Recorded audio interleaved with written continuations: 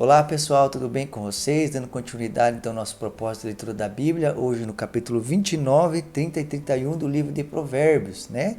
Aqui no final, talvez, do capítulo 29, versículo 11, é onde eu quero dar início nesse capítulo, diz assim: o tolo dá vazão à sua ira, mas o sábio domina-se. Olha que interessante, o sábio domina-se, a si mesmo ele controla a si mesmo, né? Isso é algo muito importante, principalmente nos dias de hoje, onde as pessoas brigam por mais diversas coisas, seja no trânsito, seja no trabalho, né? Os dias de hoje são dias estressantes e complicados, onde a ira nunca foi tão notório ela nos nossos dias. E aqui está dizendo que a pessoa que é sábio, ele domina-se a si mesmo, ele não age no impulso, ele consegue controlar a si mesmo diante de situações complicadas. E essa deve ser a nossa postura, né? Porque isso agrada a Deus e é assim que um sábio deve viver. Versículo 15 e versículo 17, ambos os versículos falam sobre correção. A vara da correção dá sabedoria, mas a criança entregue-se a si mesma envergonha a sua mãe. Discipline seu filho e este lhe dará paz, trará grande prazer à sua alma. Ou seja, novamente, um convite à repreensão ao filho, né? E um filho que é deixado sem repreensão trará desonra para os seus pais, ao invés de prestígio e honra. A correção, como, né, já falei várias vezes, é algo tão de Jesus quanto o elogio ou qualquer outra coisa. Capítulo 30, então, aqui começa os ditados de Agur, que, né, são coisas maravilhosas de se compreender da parte de Deus. Eu queria, a primeira coisa, dizer aqui no versículo 5, diz assim: cada palavra de Deus é comprovadamente pura, ela é um escudo para quem nele se refugia. As palavras de Deus são confiáveis, você pode se agarrar a elas, confiar nelas, porque são fiéis. E outra coisa é que Deus é para nós um escudo, né? Deus é para aqueles que se refugiam nele um escudo. Interessante isso, né? Por que um escudo? O escudo ele era usado nas batalhas. Isso não nos isenta de passar por certas coisas, né? É como se fosse Deus nos dizendo, então, através do sábio aqui, que teremos batalhas, mas que Ele é o nosso escudo, Ele é a nossa proteção, Ele quem nos guarda, quem nos livra, mesmo em momentos difíceis.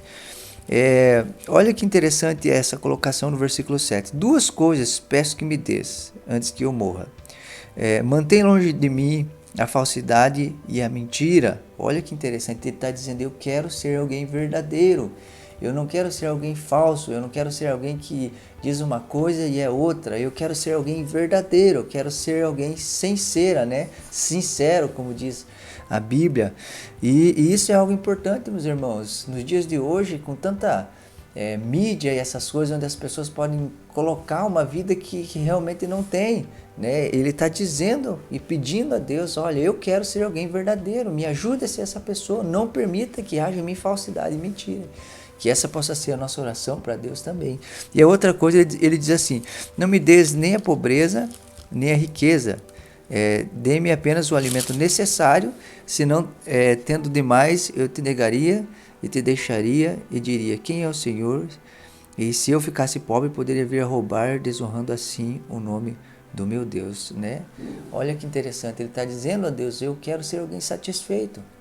Eu quero ser alguém que se contenta com aquilo que você me dá. Eu não quero ser alguém inclinado a ter mais e mais e mais, né? E a continuidade aqui a gente vai perceber disso. Aqui no versículo 15 fala: duas filhas têm a sanguessuga, gritem elas, ou a dadá, em algumas traduções, né? Que tá representando alguém que nunca está contente com aquilo que tem, alguém que sempre quer mais, alguém que é insatisfeito, mas ele está orando e pedindo a Deus: eu quero ser alguém satisfeito, eu quero me contentar com aquilo que o Senhor me dá. E ele também vai expressar, né, o espírito de um homem que conhecia a si mesmo, que sabia que se tivesse muito, poderia deixar Deus, né? Embora muitas pessoas possam dizer, né, não, eu jamais deixaria Deus, eu jamais o abandonaria, né? A gente pode ver isso na vida do próprio Pedro, né, que disse: eu não vou te negar, mas num determinado momento isso acontece. Então esse é um homem que conhecia a si mesmo e conhecia, talvez até olhando à sua volta, como a riqueza pode levar os homens à queda, né? E ele, preocupado com isso, diz a Deus: me dê o suficiente. E isso talvez seja principalmente nos nossos dias, né, onde a ostentação nunca teve tão em alta, né, uma oração dessa maneira faz todo sentido. Versículo 24 vai falar então sobre os seres pequenos. Diz assim: 4 seres da terra são pequenos e, no entanto, muito sábios. As formigas, criaturas de pouca força, contudo armazenam a sua comida no verão. Os coelhos, criaturas sem nenhum poder, contudo habitam nos penhascos. Os gafanhotos, que não têm rei, contudo avançam juntos em fileiras. A lagartixa, que se pode apanhar com as mãos, contudo encontra-se nos palácios dos reis. Primeira coisa que quero destacar é o tamanho, né? Não pode dizer quem nós vamos ser ou aonde vamos estar ou chegar, né? A aparência não pode, de certa forma, nos limitar, né? Porque aqui está expressando, então, animais, né? Pequenininhos, muito pequenos, insetos, né? E que o seu tamanho não condiz com o lugar em que vivem, onde se encontram, a sabedoria que tem. Isso é maravilhoso, entender que a minha aparência não pode limitar quem eu sou, né? Há muitas pessoas que, talvez por ouvirem tantas coisas, seja dos seus pais, das pessoas à sua volta, que não pode, que não consegue, que, enfim, e aí colocam barreiras a si mesmo. Mas aqui, de certa forma, é Deus nos dizendo através desses provérbios que nós podemos ir além do nosso tamanho, daquilo que aparentamos ser. Olha que interessante, as formigas, criaturas de pouca força, contudo armazenam sua comida no verão. Ela guarda no tempo certo. Olha quanta sabedoria da formiga, né? E nós devemos seguir seu exemplo. Assim como José, né? Num tempo muito ele guardou, houve falta, né? O Egito inteiro foi abençoado por a sabedoria desse homem. Olha os coelhos, que coisa intrigante, né? Ele é um animal que você olha para ele, parece ser tão frágil, pequeno, mas ele habita nos penhascos, em lugares grandes, em lugares altos, lugares de grandeza, né? Talvez o seu tamanho, a gente jamais pensaria isso de um coelho, mas é isso que, de certa forma, quer nos dizer. O nosso tamanho, a nossa força não pode limitar quem nós somos. Por quê? Porque temos um Deus poderoso e que, apesar de quem somos, das nossas limitações, pode fazer grandes coisas em nós e através de nós.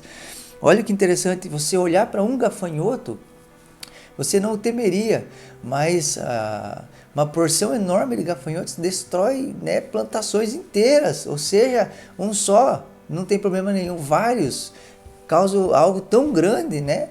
E isso me mostra, né, a força da unidade, a força do estar junto, do andar com muitas pessoas, como a gente muda, né, o patamar daquilo que podíamos atingir ou alcançar, né? E aqui ele fala da lagartixa, que isso é algo que mexeu comigo, né? A lagartixa não tem limite, se é que eu posso dizer assim. Ela habita em lugares que os reis habitam, né? Ela entra em lugares que os nobres têm acesso e que não é qualquer um que tem, né? Ela acaba acessando lugares que está privado para muitas pessoas, né? E isso é maravilhoso, entender isso, né? Que independente do tamanho que tem, né, ela consegue estar em lugares magníficos, e que seja assim na nossa vida, independente, como eu falei, de quem somos, do tamanho que temos, da nossa aparência ou do que possuímos. Precisamos confiar totalmente em Deus e entender que Deus é poderoso para abrir portas que talvez jamais seriam abertas por nós mesmos, né? Capítulo 31 começa então aqui os ditados do rei Lemuel. E também aqui tem coisas maravilhosas. Queria começar aqui falando sobre o versículo 8. Erga a voz em favor dos que não podem defender-se. Seja o defensor de todos os desamparados. Erga a voz e julgue com justiça.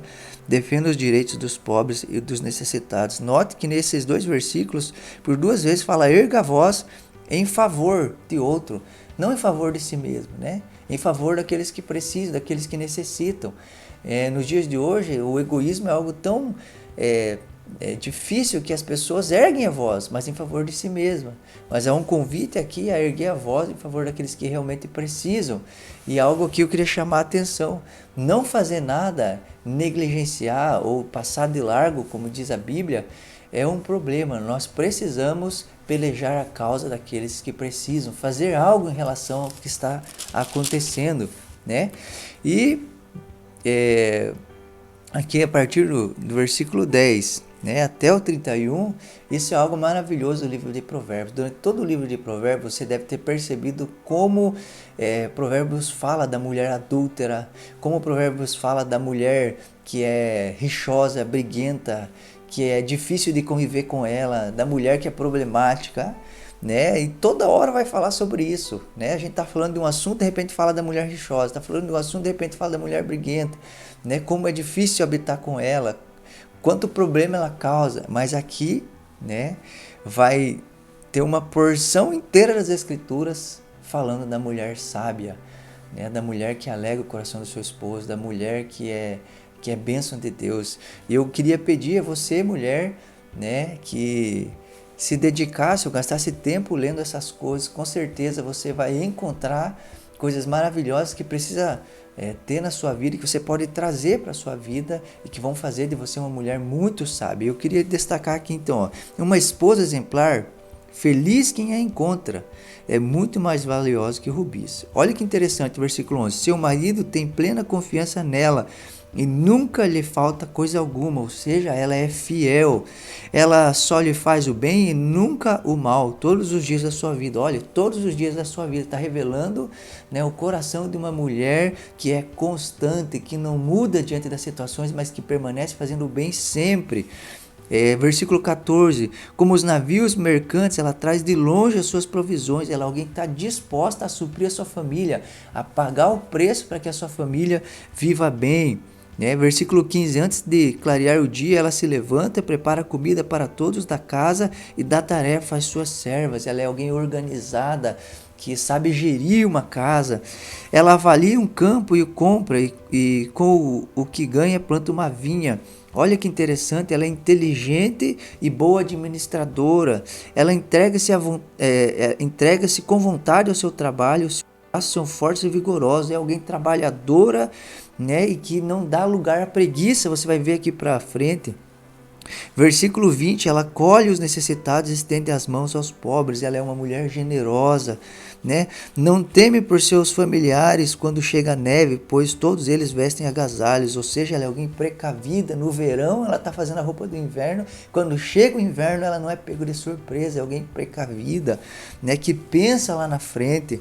Seu marido é respeitado na porta da cidade, onde toma assento entre as autoridades da sua terra. Ou seja, a mulher problemática, ela traz vergonha ao seu esposo. A mulher sábia e valiosa, exemplar, como diz aqui, ela põe o seu esposo num lugar alto, né? Versículo 25, reveste-se de força e dignidade, sorri diante do futuro. Ela é uma mulher otimista, uma mulher de fé.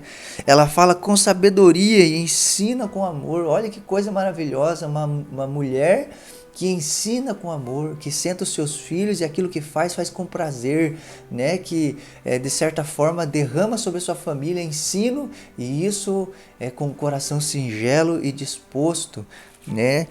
Ela cuida dos negócios da sua casa e não dá lugar à preguiça, né? Ela luta contra isso, ela não deixa que a preguiça domine ela, mas ela é trabalhadora. Seus filhos se levantam e a elogiam. Seu marido também a elogia, dizendo: muitas mulheres são exemplares, mas você a todas supera. Olha que interessante, uma esposa que, né, é elogiada por seu esposo, por seus filhos. Lembra que a gente leu em Provérbios que a gente não elogia a si mesmo, mas que os outros nos elogiem? Aqui acontece exatamente isso. Uma mulher que, pela vida que vive, pela vida exemplar que demonstra, é elogiada por seu esposo e por seus filhos. E termina dizendo aqui: a beleza é enganosa e a formosura é passageira, mas a mulher que teme o Senhor será elogiada. Você, rapaz que está à procura de uma esposa, está aqui um bom conselho, né? A beleza é enganosa e a formosura é passageira, mas a mulher que teme o Senhor será elogiada. Talvez seja essa mulher que você esteja à procura, uma mulher que vai fazer de você um grande homem. Que ela receba a recompensa merecida e as suas obras sejam elogiadas à porta da cidade, né? Fala então de uma mulher sendo elogiada em sua casa e também termina falando de uma mulher que será ou que deve ser elogiada por toda a cidade.